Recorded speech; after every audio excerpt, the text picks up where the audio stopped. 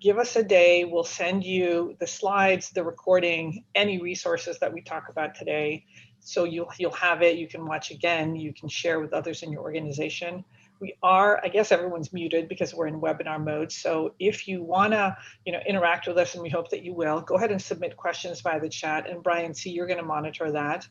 I suspect everybody will, but Brian, you'll let us know if there are questions. After this webinar, if you have questions, we're going to provide you with contact information for all of the panelists, and we'd love for you to give us some love on social. So for those of you who do not know who Matrix Group is, we're a digital agency based here in Alexandria, Virginia, actually Arlington, Virginia. And although I don't really know where my staff are these days, they're around the country, but even more so today. And we've been in business for 21 years. And these are the problems that we help associations solve: increase membership or stem some kind of a decline, retain members, reach new audiences. And through our association management software and a lot of custom development and integrations, we really help organizations really, make their back office and all their systems talk to each other. Here are our services. So if we can help you with putting on a virtual meeting, if you're redesigning your website, if you're looking for a new membership database, we hope that you'll give us a call. All right, so I would like my guests to introduce themselves and just talk a little bit about their podcast. So Trish and David, tell us about Charities at Work. Well, I'll get us started. Hi, everybody. Thanks for joining. My name is Trish Cole. As Joanna said, I'm the Vice President of Communications, and I've been with Catholic Charities USA for almost a decade, which makes me a long timer, and it's just been awesome. And one of the most exciting things I've done recently, in fact, starting March or April of this year, was launch the Charities at Work podcast. It's the first podcast ever for Catholic Charities USA. And we launched it as an opportunity to elevate the work that our agencies are doing, better define who we are and what we do, and also kind of take advantage of the wave of the popularity of podcasts. This is the perfect time to engage in that way while folks don't have that long commute anymore. People are still listening to podcasts. And so it was just felt like the timing was right. And we launched it internally with a magnificent host who I'll let speak more to the kinds of topics that we've covered to date. But we're thrilled at our success so far, and just really, really happy with how it's helped support our engagement and brand awareness efforts. Hello, my name is David Werning, and I'm the Director of Content Development at Catholic Charities USA. So as Trish was saying, we started the podcast for the reasons that she gave. The only one that I would add is that it also provides us an opportunity to let the local Catholic Charities agencies across the United States have an opportunity to learn about the Catholic faith and Catholic topics. So you can use it for training or onboarding new employees, things like that, in addition to what Trish had said. And the topics that we've covered were very new. We started the whole process right around the beginning of the pandemic. And so far we've done a series on Catholic social doctrine. We've looked at the work for racial justice. We're going to be doing some stuff on food insecurity. And so various topics that align with the work that we do, not only the Catholic Charities USA, but also all the agencies around the country. Excellent. Thank you so much. And we'll be, digging deeper into the podcast. So let's hear from Brian Reardon of Catholic Health Association. Hi, everybody. As Joanna said, I'm Brian Reardon with CHA, and we represent about 650 hospitals and health systems and another couple thousand long-term care facilities across the country. Obviously, they're Catholic members. And our role at CHA is really to support the work that our members are doing, caring for patients. The podcast that we launched a couple of years ago, again, was, like Trish said, it was the first time we did a podcast. And really what it's designed to do is extend some of the content that we publish in our quarterly publication called Health Progress. That's a magazine that we put out that has a lot of takes on, more complicated or complex issues. We have a lot of thought leaders from across the country that contribute articles. And what we like to do is pick a couple of authors from each issue and go a little bit deeper into the topics that they've discussed. So for example, our current issue of Health Progress is on nursing and COVID. And so we had a couple of authors talk about how COVID has impacted the teaching of nursing students, as well as the formation of nurse leaders. So it's always fun to kind of talk to those authors and go again a little bit deeper into the topic that they've written about. Excellent. And then we've got Dave Coriale from DelCor Technology Solutions. Hello. Yep. As Joanna said, it's Dave Coriale. And we started the podcast about a year and a quarter ago, and I love doing it. I think the hardest thing about it was coming up with the name of it. But we cover, if those of you who don't know, DelCor, we're an IT consulting firm that deals with IT management and leadership, as well as an MSP and IT engineering firm. About 75 full-time staff. We're 30 plus years old with offices in DC and Chicago, and all of our clients are 501Cs something. So C6s, C2Gs, et cetera. So that's why this is the 501C Technology Stuff podcast. And we cover everything: cybersecurity, the CEO's role in IT decisions, COVID effects on supply chain, how to build a remote workforce, HR's role in IT related policies and procedures, all the stuff that goes along with having IT in the organization. Excellent. So I'm going to stop sharing because this is really meant to be a conversation between us. And I'm so excited, to have these folks here because they've done such a magnificent job with their podcast. So, I'm going to ask them some questions. And then if we've got questions from the folks who are attending, please submit them in the chat. So I'll start with you, Trish.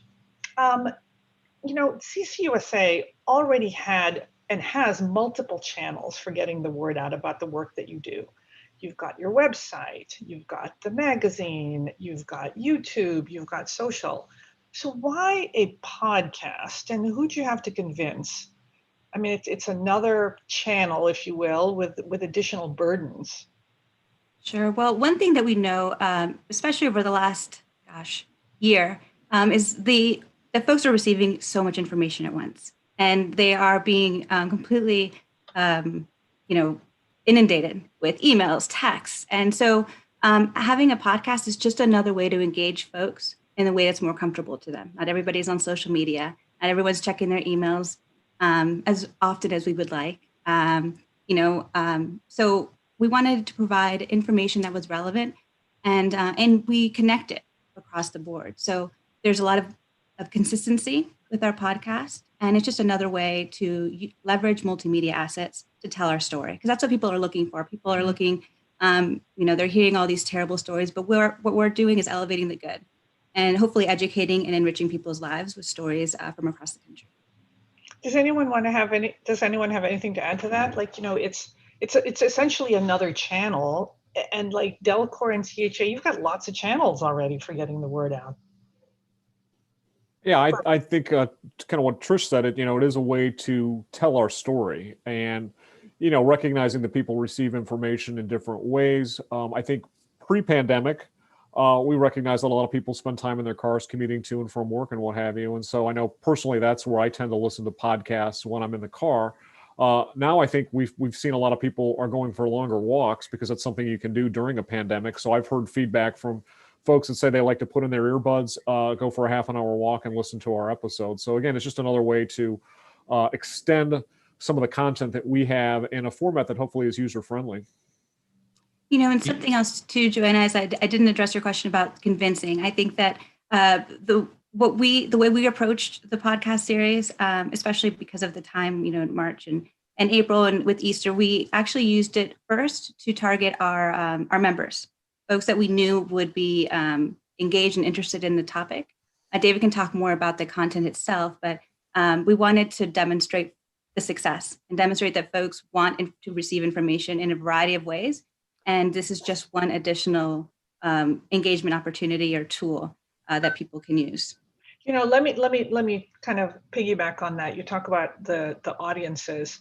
So when you were thinking about your podcast, did you have a specific audience in mind, like a specific the specific like job within the member agencies, for example. So Dave, like who are you targeting? The association community at large, or is it specific types of folks? No, it's a 501c community at 501c, large. yeah. Yeah. But And anybody within that community? well, yeah, because when you have one, we do it every other week. And so the topics vary. And for example, and anyone can listen to it, but the CEO's role in IT decision making and governance is something that other CEOs might want to hear from. David Cade, who is American Health Law Association CEO.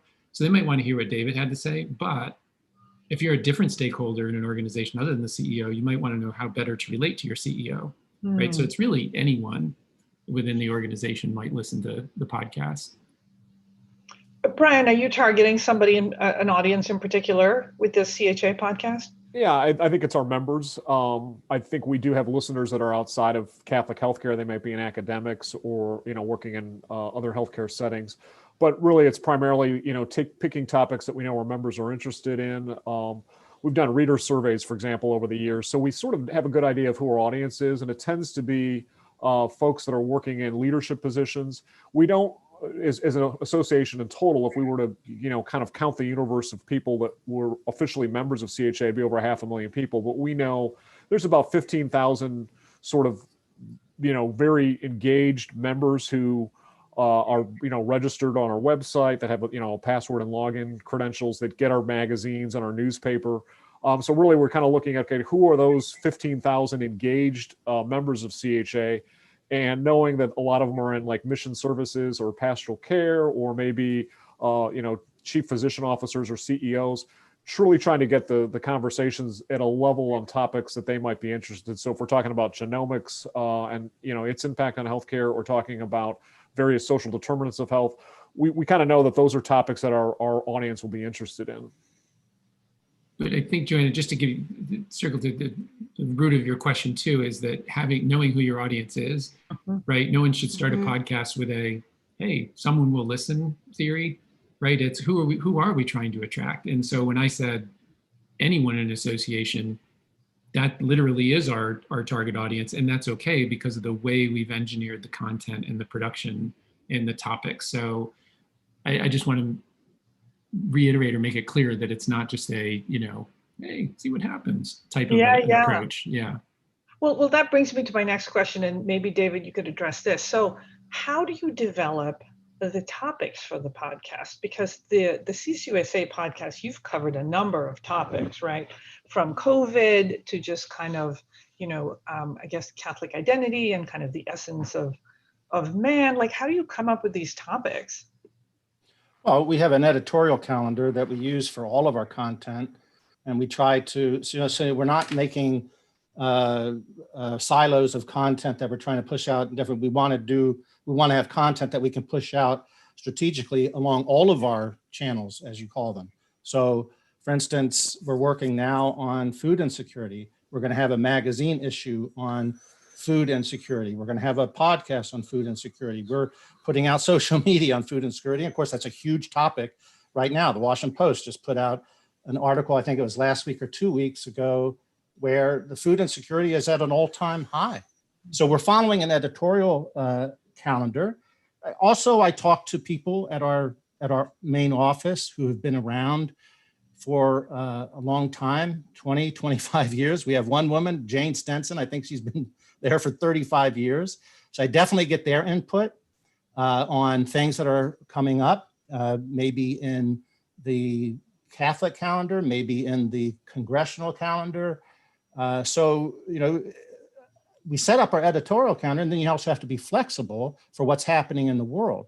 And so it's a combination of things. You're getting it from the calendar, you're getting it from your people who've been working in the area for a long time.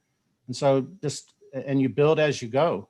Hopefully you want to be prepared, but you also want to be flexible enough that you can pivot when something happens in our world and in the greater world. So what I'm hearing from both CCUSA and CHA is that, and this is wonderful, and we definitely recommend this, is to create kind of an overall editorial calendar and then figure out which communications vehicles are really the best vehicle for exploring a topic. So in the case of both CCUSA and CHA, you might say, hey, the food insecurity, both of you have talked about that, is something we're going to talk about. And so across your channels, you're going to talk about that. And it sounds like the content across the channels really complement each other. So Brian, you could read the magazine and then go deeper by listening to the podcast is what I'm hearing. Definitely. And I think to be reactive or to kind of know what's going on in the world. So obviously COVID-19 has been a huge topic for us on all of our channels. And we made a really, deliberate, intentional work to make sure that the topics, I think 5 of our last 6 episodes have been somehow related to COVID-19. So whether it's caring for the caregivers or COVID-19 and long-term care or, public policy, whatever it is, we want to make sure that we're recognizing what's going on in the world and not be somewhat tone deaf and just do topics that, we know our members are really in the thick of it. So we wanted to provide content to them that's hopefully helpful and can give them some insights and maybe something that helps them do their job better. So, okay, so you've got your editorial calendar and you say, look, these are the things that we're going to be talking about. This is what's hot. This is what's really important to the membership, to our audience. So how do you find guests? Is it hard to get guests? Is it easy? And how much training and practice do you do? So Dave, I'll start with you. We do. It's a good question. And it's not real hard to find guests, right? After 30 years in the community, having a network where I can pull from. And also we have tools like Collaborate, ASA's Collaborate Lister, where I see subject matter experts popping up, people I don't know, but I can reach out and say, hey, would you like to be a guest? So finding the guests, and it is certainly a function of their calendar and their interest, right? But I have yet to be turned down. So that's a good thing. I've had a couple people contact me, hey, I'd love to be a guest over the year. And then the planning, and you talked about practicing and planning. What we do is we have 2 calls. We have kind of the initial call of, are you interested? And then we have a planning call where we come up with an outline, a very loose outline that's not very detailed because it should be a conversation in my case. And we really just plan what the major topics are and go through what we want the key points to be that we cover during the episode. Then we just record and we go from there, usually the next day or the day after. Trish, how about you all? So how do you find your speakers and how do you prep them? We have an amazing network, amazing staff, and amazing relationships within the network. And so David is actually the one. Let me let you answer this one, David. Actually, because Sure. you're excellent at this. No, but you're right. What she said is absolutely correct. We have a great network, and as I was saying about how we develop content, number one, I'm not like Dave with 30 years in here. I'm only 5 years at this particular position. I have a whole past behind me that we don't need to get into. But so if I send an email to somebody, not likely to get answered. But if I have our executive VP, Brian Corbin, send it, it's answered within the hour. And so I rely on them a lot. But so obviously it's aligned with the topic at hand. And we have many people throughout the United States who can usually speak to something. We don't have too many problems getting somebody to speak, but we do have a short list just in case. So you have 1, 2, or 3 people just in case. And it's not because they don't want to go on the podcast. Their schedule's not working right or whatever. I asked somebody up in New York to do something, a CEO of an organization. He couldn't do it because of his schedule. So he got one of his assistants to do it. But again, we just look at, I ask senior leadership to help me find people, and it's not been a problem so far. People are eager to talk and share what they do. So do you ever pay people to be guests on your podcast? We don't. Okay. Dave, no. No. Brian, no. Okay, so we will occasionally. I think there's been a couple occasions we've brought in speakers to St. Louis, so we would pay for their airfare, and we've done that because the person was just critical to that issue, and so they, especially if they kind of change their plans. Now, a lot of what we try to do also is, in addition to getting authors from our magazine, if we have a major conference going on in St. Louis, like an ethics colloquium, we kind of look to see, okay, who's speaking, and then we'll try to. The studios that we use are pretty close to the hotel that we use in St. Louis, so during a break in the conference, or maybe when the conference concludes of the day, we'll run them over to, we've done this a few times, over to the studio and then record that, because we've got these, nationally known experts on a particular topic coming in to address, and they've always been very gracious and willing to do that. So that's kind of another way we identify speakers, is if they're already doing a presentation, it's a topic that we think would go beyond that particular conference. So there's a little bit of secret sauce to a podcast, right? I've listened to all of your podcasts. They're engaging, they're immersive. You go deep into topics, and the best ones really have a banter, kind of good rapport between the host and the guest. So how do you get that? How do you know it's going to happen? You have that, though. I mean, you know how you get it. You have it. I think it's authenticity.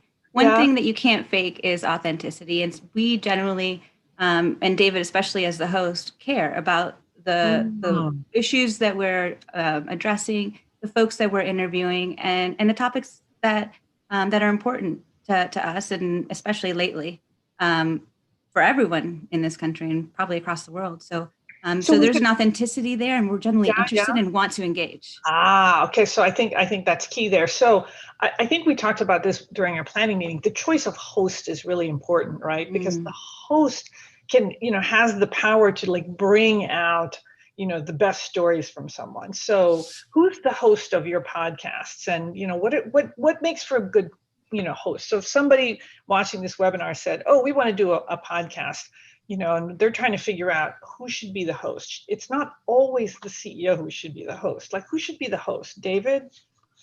Well, I'm the host for our podcast just by selection. I mean, they tap me on it, they tap my shoulder, and I'm doing it. So, and I'm happy to do it. And I think what makes a good host, whoever he or she is, you, again, as people have already said, that you have to be prepared. And having a phone call with the person that you're going to, or people that you're going to be having the podcast with, is very important. And the host is able to put the people at ease. You give them cues, you give them maybe not a written out script, but an outline of where we're going, because you do want it to be a conversation. You do want banter if you can. And that is very helpful. I think another really very helpful tip is have a cue for the last question. So on that prep call, you tell your guest, this is going to be the last question. And why is that important? Well, because otherwise, as you said, people, another part of a good host is having to control the conversation, so you're not going off on a 15-minute tangent. So, and I think giving cues and having an outline helps to control that a bit. I'm not, some bantering and some tangents are good. And if it happens to be really good, you let it go and you say goodbye to the outline. So you have to be flexible. But I think that prep call really plans the phone call, puts the guest at ease, and lets the person know what's expected and how he or she can respond, and how they can talk, and what they're free to do, what not to do, don't have your phone on, all those different things. It's just putting them at ease and getting them ready to talk about what they know best. I think also too, David, to build off of what you're saying, that you also need to be a good listener, because you have to be flexible, and you can't just be rigid and have a set of questions in front of you. You can't be authentic that way, and you're not going to, it's not going to flow, and it's not going to be engaging for the listener or viewer or what have you. So being a good listener, I think, in addition to all the preparation, all the points David made, is critical. And that interview style across the board always resonates. I think there's a term in psychology. I think it's called reflective listening, and that's when you're listening to a person, and your response to that person is either affirming or asking for more information or anything. But as Trish said, you're listening to that person. He or she is the expert, not the host. And so you have to go with them, and you have to lead them in the structure, if you will. So we're not, we want to, if it's a 20-minute podcast, you don't want to go 30 minutes, but as far as the contents, that person's the expert. So you have to follow that person. So Brian, in the case of CHA, you're the host? Yeah, I actually co-host with Marianne Steiner. She is the editor of Health Progress. So we teamed up early on, and it's been really great because what we do is the bantering thing I think is so important. So those, watching this webinar, if you haven't done a podcast and thinking about it, make sure whoever's hosting or co-hosting, that banter is really important because you want to bring the listener in. You don't want to just dive right into a list of questions and have it be overly, a formula used where it just sounds like you're ticking off a set of questions to get through. And I agree, you have to listen. But I think, making it casual and having that kind of banter, how are you holding up for COVID? I always like to kind of say where we're recording from. Typically it's in St. Louis, but I always announce that with the guests coming in on the phone. You want to know where they're coming from. So you can kind of set the stage so the person listening, has some context. And I think the more casual you can keep it, it just makes it easier on the ear for the listener. If you're being overly formal, I think in scripted, you're going to lose people. So, having some joking around and some laughter is always good, and just keeping it kind of light and fun. And we have a lot of really heavy topics. So of course you've got to adjust when, if we did a topic on the suicide epidemic, and that was one where the banter was, pretty much limited and a much sort of serious tone. But then there's been some other topics that we do like to have a little bit of fun. I don't know if hopefully it comes across that way to the listener, but my advice to people is, make sure you keep it like a conversation that you'd want somebody around your kitchen table.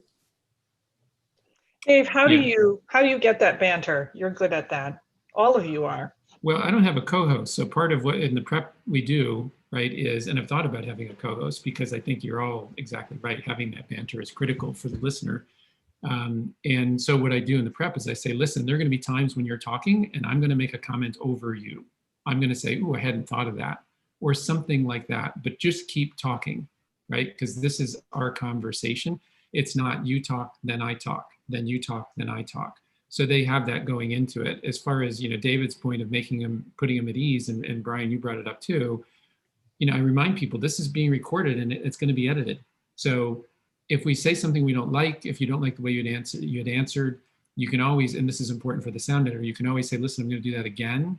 3, 2, 1, leave a second pause so they can clip it cleanly and start again. Now you don't want to run into that a lot, and I don't, but you want to let them know that they can feel at ease, that this is just a conversation that can be edited. And then to one of your other questions, I think one of the things in a host is curiosity. Asking those questions, like, what did you mean by that? Well, can you give an example of that? And when I look at our sound file, I can tell my voice versus the guest voice because they're at different amplitudes. And if I see a bunch of high amplitudes, mine, because I have the direct mic, I know I did something wrong. It's about the guest. It's not about me being the smart person. It's not about my voice. It's not about my perspective. I share that here and there, but it's about the guest. That's the host's job, to make the guest be the star of the discussion. Yeah, and something else you want to do is encourage the guests to talk over, not interrupt in a polite way, but ask them questions, because I think some of the best episodes we've had is when Marianne and I kind of step back and let maybe 2 or 3 guests ask each other questions, follow each other's thoughts. That really makes engaging listening, as opposed to just going through a series of questions and then one person answers, you move on to another question. So when we really had successes, particularly if the guests know each other professionally, that's where I think the magic, so to speak, happens, when you really get this sort of free-flowing conversation and the guests are actually, interjecting or asking each other questions, and we as hosts can kind of step back. I'd like to interrupt just now. To increase the banter.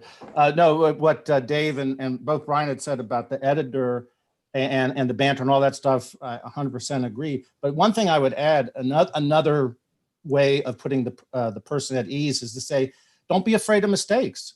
And in fact, you can leave some of the mistakes in. I mean, you want to talk about that with your guest, but if it's a mistake, if it's not too glaring, or if it's not, I'm not talking about a leaf blower outside your window, but whatever it is, you can edit it out. But on the other hand, if it works, it works. People laughing or they mispronouncing a word and they say, oh, I just mispronounced that. That's natural conversation. That's fine. And it feels genuine and authentic. Right. Like it wasn't too scripted. I have found that the best podcasts have been ones where I felt like I was listening in on a really awesome dinner conversation between people who knew a whole lot, and I wouldn't have had an opportunity to hear them otherwise. So let's get down to brass tacks. So how do you produce these podcasts, right? So like, who does the work? How does the magic happen? Dave, you want to start? Like, Sure. what tech are you using and how much time is it? So we bought some equipment, and it wasn't that expensive, under $1,000 all in for the equipment. And we've added to it since then, but the initial outlay wasn't that expensive. One of the critical pieces here is the H4n Pro. I guess I got to put it in front of me, right? That has the inputs and the recording. So I can have people come in through Zoom, et cetera. Everything goes into this little magic box. That I'm a tech guy, so it was no problem whatsoever to figure it out. So Dave, what does that magic box do? This is the where the recordings happen, right? Everything, the inputs all go into here. So once that's done, I just export the file and give it to the producer, Allie, who then goes through and takes out my ums using Adobe Audition and takes out any things we say to take out and gives me a rough cut, to which I add additional, hey, maybe this could be taken out and so on. And then from there, they just take it and finish it, add the music, add the intro. And one other thing is when I am finished with the podcast, that's when I record the intro and the outro, because I have a feel for the guests, I have a feel for what we talked about, and give them, I usually give the team 3 or 4 different intros and 3 or 4 different outros. And then now I've started recording small 10-second sound bites to use for social promotion. So that's our process. That's our secret sauce. So Dave, what are you using to record the 10-second intros and outros? And then same thing. I'm just at the end of the podcast, I hit pause, guest goes away, I hit record again, and just start recording those clips with, as David mentioned earlier, with the clean breaks in between them, so they can pick them out individually very cleanly. Brian, you're also using Zoom, right? We actually have used a lot of different formats. We did the most recent episode, we brought both guests in via Zoom. We've had people come in on the phone. I've used everything from a microphone that I bought for, I don't know, $40 to plug into my iPhone. We've had our production company that usually does videos for us actually record. The most, I think the best sounding and the easiest way to do it is we do have a recording studio, as I mentioned before, that we've used for years. And so whenever possible, I think the highest quality is when you can actually have, the 2 co-hosts and 2, no more than, usually we've done some episodes where we've had too many guests. And so there's been some learnings, but typically, 2 guests, if they're all 4 of us are in the same room in the studio, that's the ideal situation. But obviously with the pandemic and people not able to travel, we've had to bring people in on phone.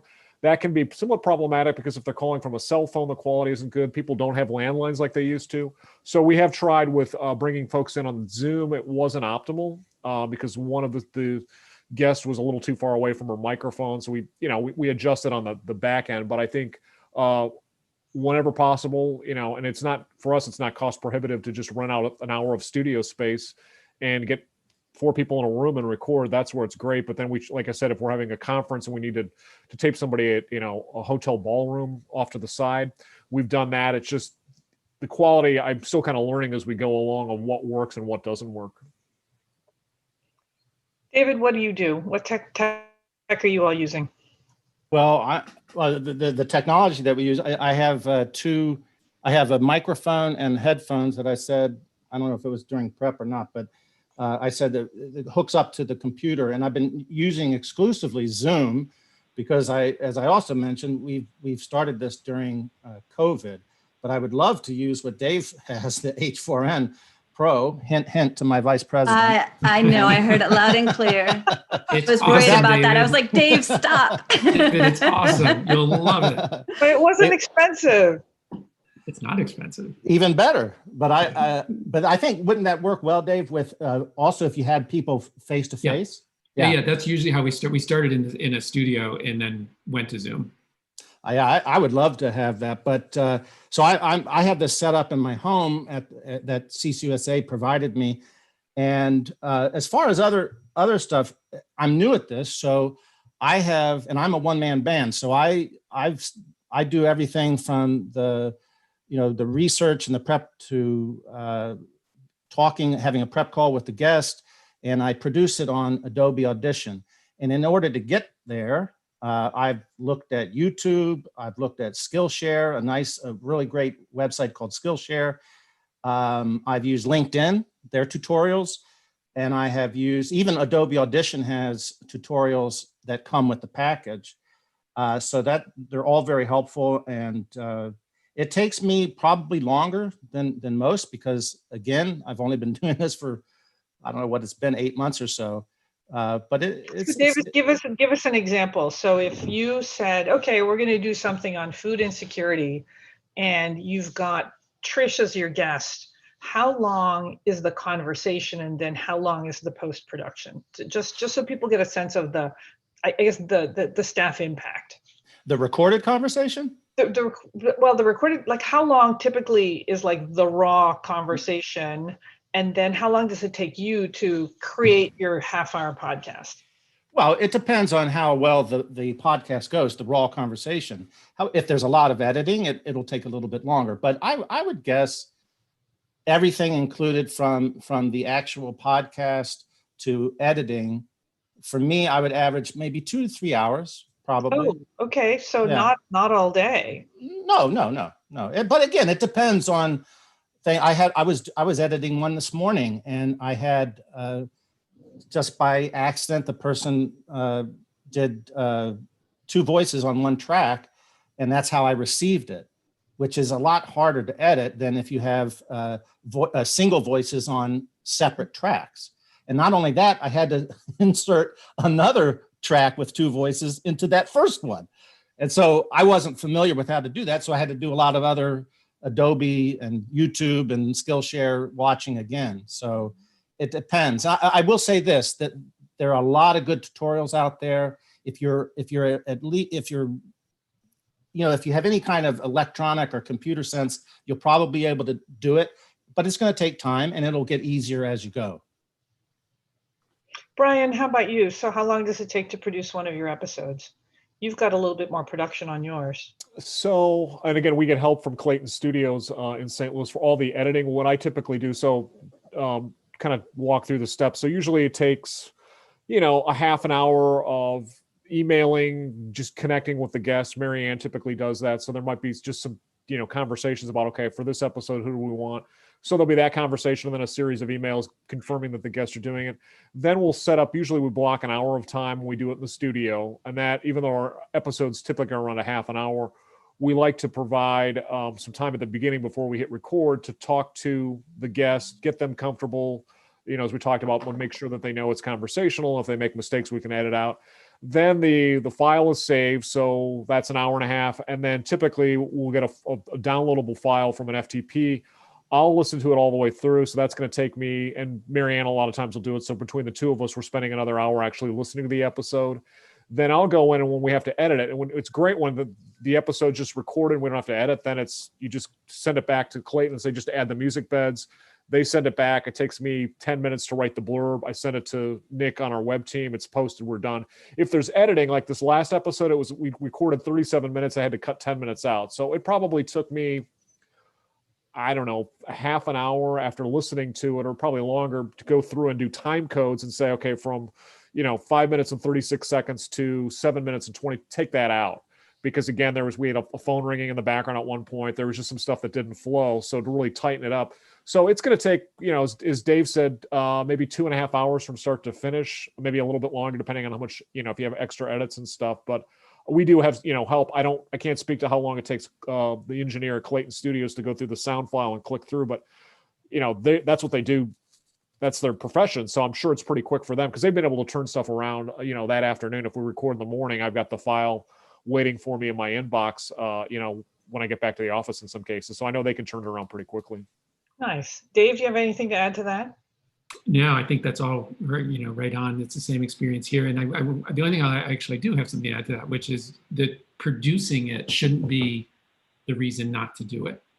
I think what you just heard us all kind of say is it's easier than you would think to figure this out and get it produced. And then through tools like we use Buzzsprout, which, sometimes, our podcast is in the Apple Store, it's on Spotify, it's Buzzsprout, and a bunch of several other outlets, right, for marketing and distribution. And that seems impressive to a lot of people right away. Oh, you're in the app. It's not. It's just you go into Buzzsprout and there's an RSS feed and it gets populated into these other channels. So it's pretty easy to get that out there. So it's don't let production hold you back from doing it is the bottom line. So I want to talk about promotion in a second, but we had a question, Brian, which was how much does it cost to send it to an outside firm to do the final production? Like, give us a ballpark. It doesn't have to be exact. No, and it's not expensive. So it's $110 to rent the studio space, and then it's usually another 100 and something for the. So each time we do a podcast, we get an invoice for a couple $100, and I think it's worth it. So for us, it's not expensive. Now I don't know how that would be in other communities. You know, if you pay more in a larger metropolitan area, and like I said, this studio that we've worked with for I don't know about decades, but for many, many years, because when we do, voice tracks for reflections or do some things, we've always used Clayton Studios. It's really kind of a cool setup because it's one of those studios where they've got the celebrities on the wall. So you walk in and you see a picture of Willie Nelson. So they've had a lot of, they primarily cater to musicians. And they've done some, sportcasters and things. So it's kind of a cool environment to be in. And it adds, I think, whenever we were able to record there, and that's usually more than half of our episodes, the quality is just that much better. And then having them professionally edit it, we know that they're going to be able to edit it smoothly and stuff. And they're going to do it a lot quicker than I would do if I was playing around on my computer. I'm sure, like, Dave said, you can learn how to do it. But we're blessed that we've got a nice production company that's right in our backyard that we can use. And we've really been really happy working with them. So Dave, you said that your podcast is available on all these different outlets, but we all know that just putting it in the iTunes store isn't going to make people like download it. So what are you all doing to get the word out about the podcast, and what's working? Trish, you want to start? Sure. We just use our normal channels, to be honest. We promote it on social media. We have member distribution, like newsletters and such, that we share it with. We share it on our personal LinkedIns and personal Facebooks as well to generate interest. And we encourage our staff to do the same. The more people listen to it, the more you kind of, people share it, and you're more inclined to, well, they're sharing it, there must be reason for it. So that's the way for us to increase engagement. And I don't know numbers off the top of my head, but I know that we've been really happy with the success so far, and the topics that we've covered, and the future looks bright. I'm excited to continue it. Brian, how are you promoting? I'm sorry, go ahead, David. I was just going to add one. We also send out press releases to our media list, Sure. And that's, so. So David, you will send out press releases to promote specific episodes? Yes, exactly. For if we have a new one, and we're not on a regular schedule at this point. So whenever we have a new podcast, we send out, as Trish said, social media, member newsletters, press release. Yep. Brian, how about everything Trish just described is what we do. We obviously use social media. We also have the benefit of, we have a newspaper that we publish twice a month, and then we've got our quarterly magazine, and we do display ads in those to kind of say, check out the latest podcast, and may list like the last 5 episodes. We also have the main way we communicate with our members, those 15,000 engaged members, is via email. So we've got a weekly digest. And whenever we have a new episode, it's featured in that weekly email that goes to all of our members. So we use, really, because it's meant for members, it's pretty much marketed to our membership. Dave, how about you? Here. It's Instagram, tweeting. It's on our web. They're listed on our website. On LinkedIn, one of the things that we've changed, and others can think about this, is at the end of the episode too, I write down some questions like, what, during my episode with David Cade, for instance, he said, when I was on the board before I became the CEO, I committed a couple of IT sins and then listed them. So on my LinkedIn post, I said, what sins did David Cade what sins did David Cade commit when he was on the board at AHLA before he became the CEO? So I'm trying to come up with, what was it? Oh, that's cool. Because then I'll be like, I want to know. I got to listen to the podcast. Yeah. Nice. What did Adam Kuhn say about dealing with your business partners as the IT director versus the CIO? So it's a little bit more content driven in terms of the questions. So that's the way I've been posting on LinkedIn lately anyway, is pushing that angle out of it. Nice. So how do you know it's working? What are you hearing from the network? What are you hearing from leadership? How do you know, Brian? I think the feedback, just the comments. So, for example, we have an editorial committee made up of members. And when we first launched the podcast at that first meeting, people were just raving about it because, again, it extended the content, it featured our authors. You go to meetings, you hear people say, "Oh, yeah, I heard your podcast on such and such." So, and then, of course, we run analytics on how many downloads we get. So we know which episodes and which topics tend to get higher downloads. So that's, it's both data and just anecdotal comments that people make. We place a lot of value ourselves on anecdotal because we're just getting started, and we haven't done it long enough to have a trend. We just want to maintain viewership and hopefully increase them exponentially, but that takes time. So when we hear things from our members, things come up during meetings, or people are just excited to participate, that it's hugely valuable and helpful information to us, and kind of creates that excitement and lets us know that we're doing something right and that it's working and folks are listening to it. Dave, I how have the about same you? thing. It's when I go to ASA Tech Conference and people come up to me and say they listen to the podcast. That's anecdotal, but I think that's important that I'm hearing that. And the other thing to go back a question, just to let you know, there's also a sustaining value of the content that you're creating, right? So when, for us, and I know it's different than for an association, but when we have an inquiry about a particular service or question, when we respond, before we get to proposal stage or anything, we can say, here's some blog posts, here's some white papers or other papers, and here's some podcasts that we've done on this topic that might be of interest to you. So it's not just about the listeners at the time of the episode, but I'm sure all of our podcasts have sustaining value that we can use, in other ways besides just promoting it and then leaving it. Yeah, Dave, Yeah, that's such an important point, because we do that with our website and try to keep things, as evergreen as possible. Obviously, there's topical elements to everything that we do to make it interesting, but leveraging all our assets. The press release, for example, that David mentioned is great when folks come to our website looking for sources and looking for information. So it's just another added value. We linked also to the stories that we receive. So we try to integrate everything so that we can tell kind of a holistic picture.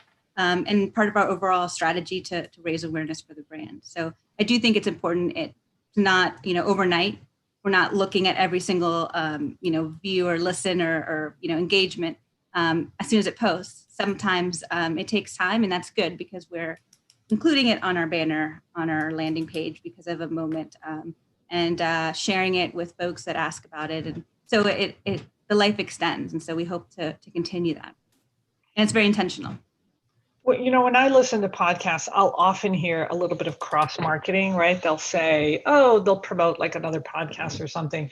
So for the association execs who are listening to this, so CCUSA and CHA, are you using these podcasts to maybe promote something else too? So like maybe at the end, you might say, if you're interested in this topic, the October issue of Health Progress covers this in case they didn't know about it. Like, are you doing stuff like that to kind of for every episode that ties back to, again, authors, we will actually, Marianne, speaking of banter, we'll banter a little bit about that issue or the topic at hand. Mm-hmm. We've gotten away from this. We originally we were doing breaks, so we do 2 segments, and then during the break we cut a 30-second commercial for a campaign we were doing around the importance of Medicaid. We've kind of gotten away from that because I think the more we've done this, we've just found, because they're usually around 25 to 30 minutes, and the conversation is just going, we just kind of roll right through and just have one long conversation. Again, I think that's when the episode turns out really good, is if we don't have to go back and do a lot of editing. Sometimes the editing does improve things, but if you have a really good flowing conversation,